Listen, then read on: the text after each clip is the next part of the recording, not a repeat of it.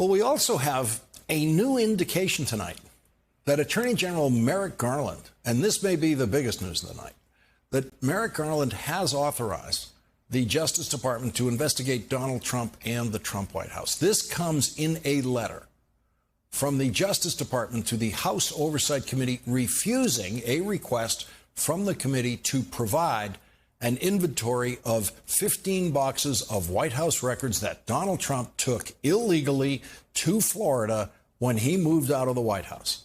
In a letter reviewed by the Washington Post, Acting Assistant Attorney General Peter Hine wrote, quote, "The department previously asked National Archives and Records Administration not to share or otherwise disclose to others information relating to this matter in order to protect the integrity of our ongoing work.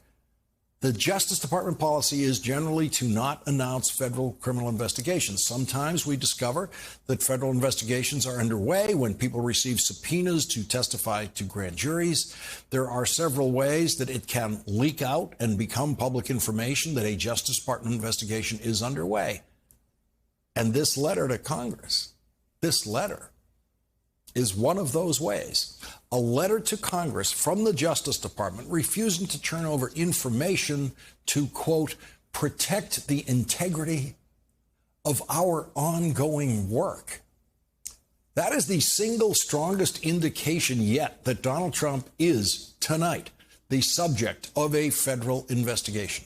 Neil Katyal of the Obama Justice Department will join us in a moment with his interpretation of that news-making letter from the Justice Department.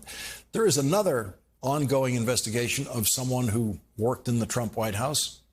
And this one is about exactly, and I mean exactly, the kind of voter fraud Donald Trump kept warning against during the 2020 presidential campaign.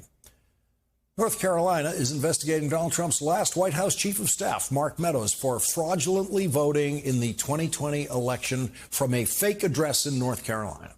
The Macon County Board of Elections confirmed to NBC News that Meadows was removed from the voter rolls, citing, quote, documentation indicated he lived in Virginia and last voted in the 2021 election there.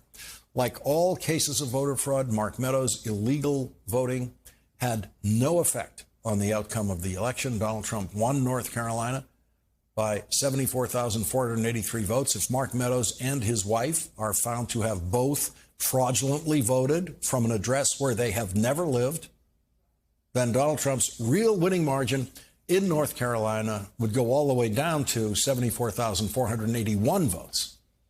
Donald Trump has not yet condemned Mark Meadows for appearing to commit voter fraud in North Carolina.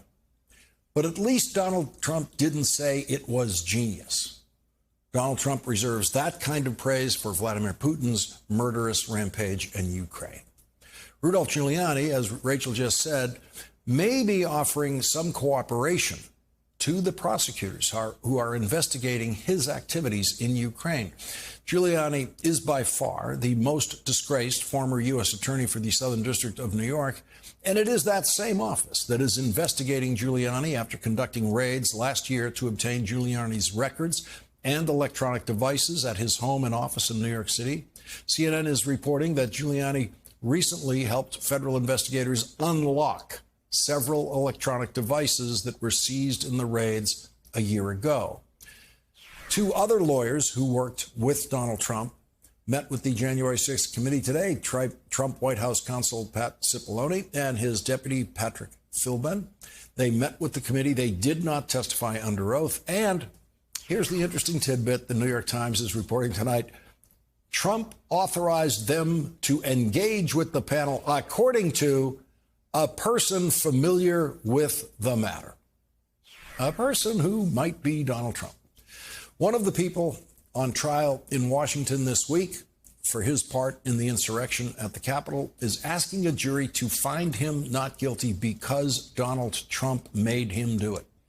38-year-old Dustin Thompson drove with a friend from Columbus, Ohio to Silver Spring, Maryland, took an Uber into Washington, D.C. on the morning of January 6th, and before long, he was in the Senate parliamentarian's office.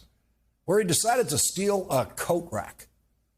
Thompson is charged with 6 counts: obstructing Congress joint session to certify the Electoral College vote, theft of government property, entering or remaining in a restricted building or grounds, disorderly or disruptive conduct in a restricted building or grounds, disorderly or disruptive conduct in a Capitol building, and parading, demonstrating, or picketing in a Capitol building. Thompson's defense attorney, Sam Szymanski, is arguing in court that Donald Trump, quote, authorized this assault. It was a plot. It was a scheme. It was a conspiracy that began at the highest levels of our government. Donald Trump encouraged people like Dustin Thompson to storm the Capitol.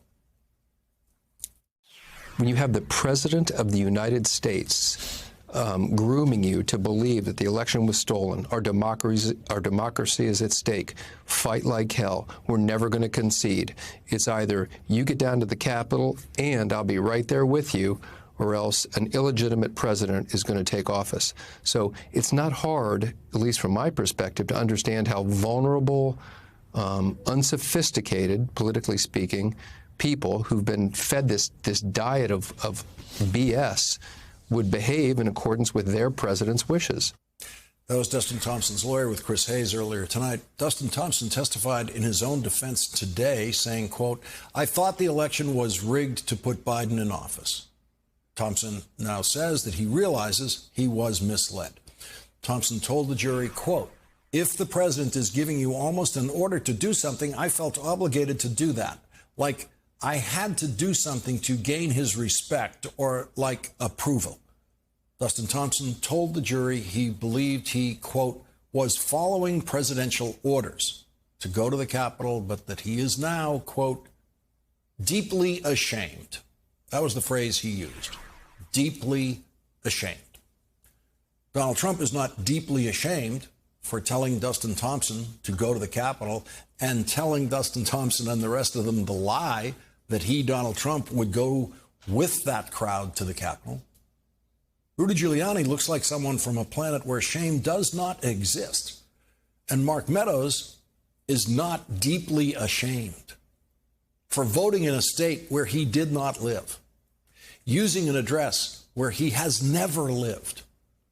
Dustin Thompson's shame is well earned, and his lawyer is trying to convince a jury that shame should be the only penalty that he has to endure for an attack on democracy.